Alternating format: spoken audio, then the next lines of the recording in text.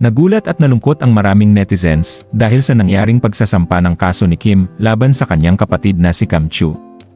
Ayon sa mga balita, malaking pera ang nawala kay Kim dahil sa pagkakalulong sa sugal ng kanyang kapatid at manager ng negosyo ni Kim.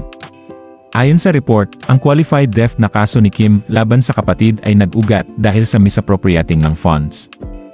Alam na di umano ni Kim ang nangyayari pero pilit itong inunawa ni Kim. At may mga balitang nagkaayos na ang dalawa noong nakaraang buwan. Matatandaang nalagay sa panganib ang buhay ni Cam Chiu nang maranasan itong maospital dahil sa bacterial meningitis. Mirakulong gumaling ito at nagpasalamat sa kanyang pangalawang buhay. Pero nang gumaling ito, nalulong naman ito sa bisyo at madalas nakikita sa kasino. Daan-daang milyon di umano ang nawalang pera kay Kim dahil sa pagsusugal ng kanyang kapatid.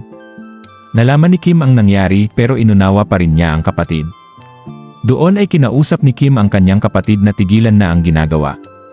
Nagkaayos ang dalawa. Pero nagkaayos man si Kim at Cam, nandoon na ang pinsalang nangyari sa negosyo ni Kim at pati kanyang integridad ay nadadamay. May mga balitang kumukuha di umano ng pera sa vault si Cam at isang kondo pa ang binenta nito na walang alam si Kim. At dahil dito, nagsampa na ng kaso si Kim ng qualified theft sa kanyang kapatid. Dahil dito, awang-awa ang mga fans ni Kim sa nangyari. Alam ng mga fans kung gaano kasipag si Kim at kung paano niya tinutulungan ang kanyang pamilya.